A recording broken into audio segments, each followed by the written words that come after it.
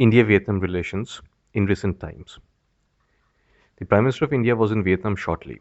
It was the first visit by an Indian Prime Minister to Vietnam after 15 years, barring the visit by Dr. Manmohan Singh in 2010 for the 8th ASEAN India Summit.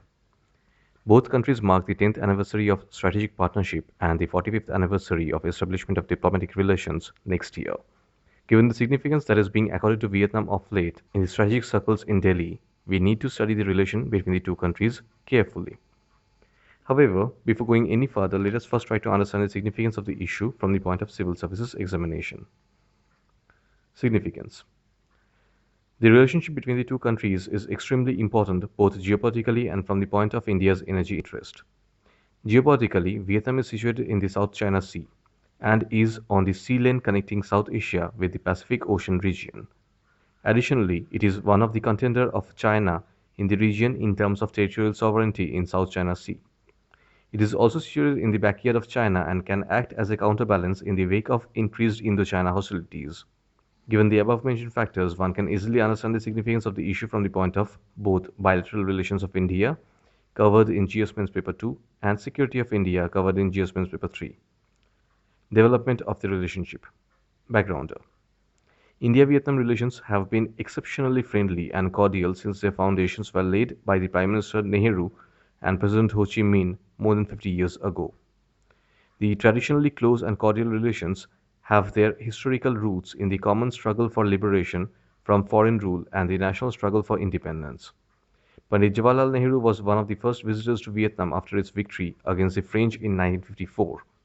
President Ho Chi Minh visited India in February 1958 on state visit. President Rajendra Prasad visited Vietnam in 1959. In recent times, political contacts have strengthened as reflected in several high-level visits by leaders from both sides. Trade and economic linkages continue to grow. India's thrust under the Act East policy, combined with Vietnam's growing engagement within the region and with India, has paid rich dividends. Vietnam is an important regional partner in Southeast Asia. India and Vietnam closely cooperate in various regional forums such as ASEAN, East Asia Summit, Meghalaya Cooperation, Asia-Europe Meeting, besides UN and WTO. Vietnam is also an important pillar amongst India's CLMV partners. There have been several high-level visits from both sides in recent years. From the Vietnamese side, these include General Secretary of the Communist Party of Vietnam, Mr. Nong Dak Man in 2003, President Mr. Nguyen Thanh Dung in 2007, Vice President Mrs. Nguyen Thi Dan in 2009, Chairman National Assembly of Vietnam Mr. Nguyen Phu Trong in 2010, President Truong Tang Sang in October 2011, Prime Minister Nguyen Thanh Dang in December 2012, and General Secretary of the Communist Party of Vietnam Mr. Truong Phu Trong in November 2013. From the Indian side, high-level visits include Prime Minister Mr. Atal Bihari Vajpayee in 2011, Lok Sabha Speaker Mr. Somnath Chatterjee in March 2007, President Mrs. Pratibha Patil in November 2008, PM Dr. Manmohan Singh in October 2010, Lok Sabha Speaker Mrs. Meera Kumar in May 2011, and Vice President Mr. Hamid Ansari in 2013. In September 2014, President of India Mr. Pranab Mukherjee visited Hanoi and Ho Chi Minh City. The Prime Minister of Vietnam Mr. Nguyen Thanh Dang paid a state visit to the Republic of India in October 2014. During the visit, the following agreements were signed. Number 1. MOU on establishment of Nalanda University. Number 2. MOU on conservation and restoration of World Heritage Site of Mai Son, Quang Nam Province, Vietnam. Number 3. MOU on establishing the Center for English Language and Information Technology Training at the Telecommunications University. Number 4. Cultural Exchange Program 2015-17. Number 5. MOU on exchange of audio-visual programs. Number 6. MOU between OVL and Petro Vietnam. And number 7. MOU between ONGC and Petro Vietnam. Economic and commercial relations. India's relations with Vietnam are marked by growing economic and commercial engagement. India is among the top 10 trading partners of Vietnam. Vietnam is ranked as the 28th trading partner of India. Bilateral trade between India and Vietnam has seen continuous growth over the past few years. According to Vietnam's official data, total trade volume touched $5.23 billion in 2013, an increase of 32.8% over the last year. In 2014, the total trade turnover was $5.6 billion. According to the data from General Statistics Office of Vietnam, During January-October 2015, bilateral trade was $4.28 billion. However, if commodities of temporary import are included, total value of trade was more than $9.2 billion in 2014-15 as per the data from Indian side. During the visit of Party General Secretary Nguyen Phu Trong to India in November 2013, both sides revised the trade target from $7 billion by 2015 to $15 billion by 2020. The two sides are well on track to easily achieve this target.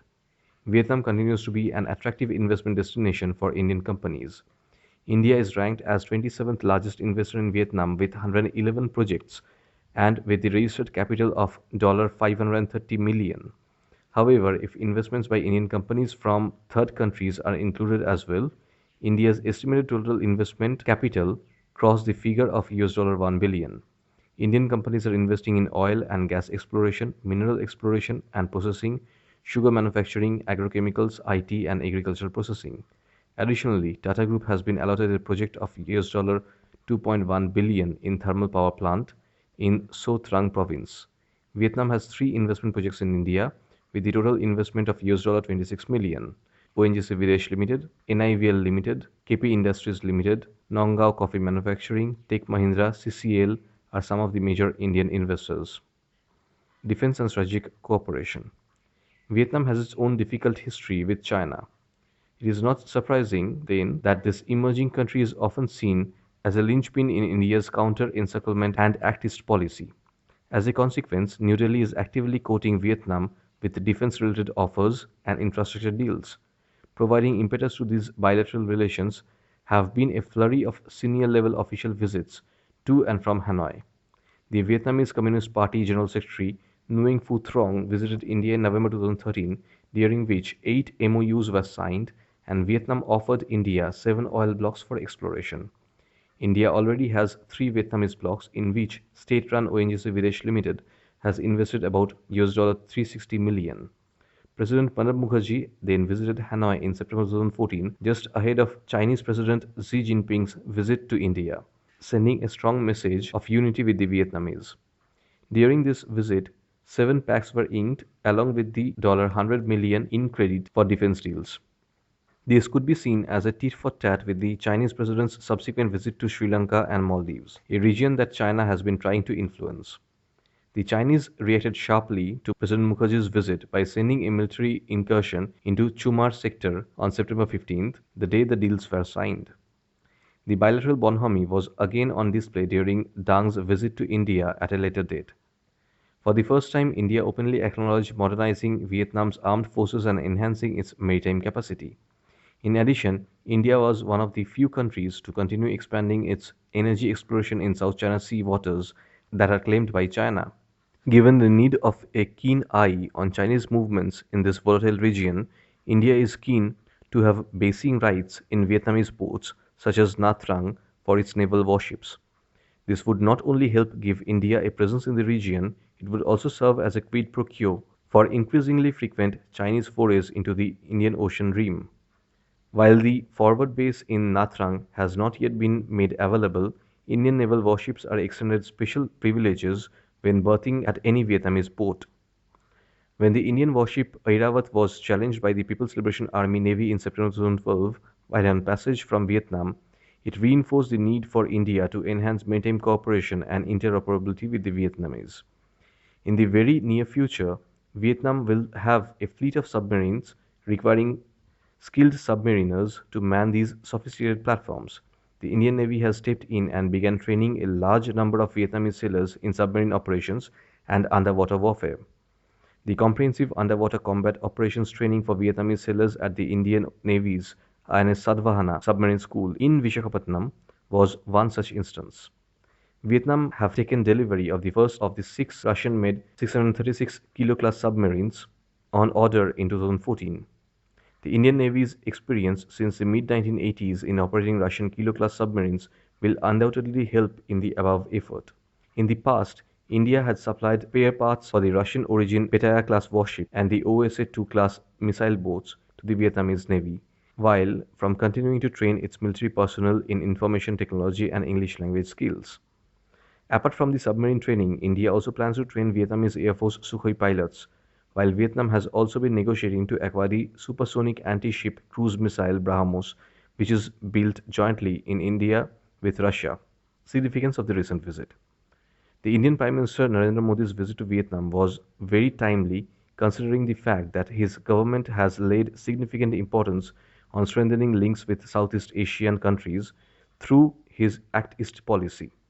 Defense cooperation, the most important pillar of cooperation between the two countries, received a flip with Prime Minister Modi announcing a new $500 million credit line for Vietnam to facilitate deeper defense cooperation. Both the countries also agreed to tap into growing economic opportunities in the region, recognizing the need to deepen and strengthen the defense and security cooperation. Along with this, both Modi and Nguyen Xuan Phuc, the Prime Minister of Vietnam, welcomed the facilitation of ongoing Indian projects and investments in Vietnam. 12 MOUs covering the sector of defense, space, IT, health, mutual recognition of standards, and cybersecurity were signed, as well as an MOU on cooperation between the Vietnamese Academy of Social Sciences and Indian Council of World Affairs. India pledged $5 million to set up a software park in Vietnam. Vietnamese companies were also invited to India to take advantage of the various flagship schemes and programs of the government. Apart from these issues, the Indian Prime Minister also emphasized the need to further relationship between the two countries on regional and international issues of common concern. There was, however, no precise mention of the issue on which both countries need to have a common voice. In the final leg of the tour, Prime Minister Mr. Modi met Communist Party General Secretary Nguyen Phu Trong, who appreciated India's stance on the South China Sea issue. India supports freedom of navigation, overflight, and unimpeded commerce in the disputed region based on United Nations Convention on the Law of Seas. In conclusion, we need to highlight a number of aspects such as number 1, on the Mekong cooperation, India and Vietnam need to address issues like infrastructure, facilitation of trade, expansion of trilateral highway, currently including only India, Myanmar, and Thailand, reduction of transaction costs, interconnectivity of goods and labor market, and improving funding. These steps, among others, can increase the robust connectivity between the corridors. In today's globalized world, there are a number of transnational security concerns ranging from piracy and drug and human trafficking to global warming and climate change. Such threats cannot be faced by countries on their own. In this regard, a joint action plan to tackle common threats will go a long way in not only addressing the problems but finding out solutions to eradicate these issues. In the defense sector, the developments are quite promising. Nevertheless, India and Vietnam can do more to develop signals intelligence and imaging, conduct joint military exercises, promote intelligence sharing, and increase surveillance and reconnaissance capabilities in the region. Vietnam can also find new opportunities under India's new defense policy, which has laid an emphasis on Make in India. India can engage in Vietnam's shipping industry by helping Vietnam to construct a viable maritime infrastructure, providing much needed investment and quality manpower. With the rise in economic activities, technological advances, and environmental imperatives, there has been an increasing need felt by countries worldwide to throw greater emphasis on the generation of renewable energy. Investors and project developers can explore and look for new opportunities in areas of solar power, wind power, hydrocarbon, biofuels, and the development of photovoltaics. This will help to intensify cooperation between the two countries and complement government initiatives as well. The two countries can also seek to work together on exploring clean energy solutions and smart grid technologies. The interplay of new forces in Asia Pacific and the resulting new geopolitical equations today demand that India and Vietnam come closer together to realize the benefits of cooperation. Recent bilateral accomplishments have no doubt been steps in the right direction, but there is a need to overcome the bottleneck to realize the maximum gains from this collaboration. The strategic partnership reflects India and Vietnam's common interest, which will help to leverage the full potential of the multifaceted bonds between the two countries. Together, India and Vietnam can consider the numerous opportunities to advance these shared strategic aspirations to etch their place in the Asia Pacific century.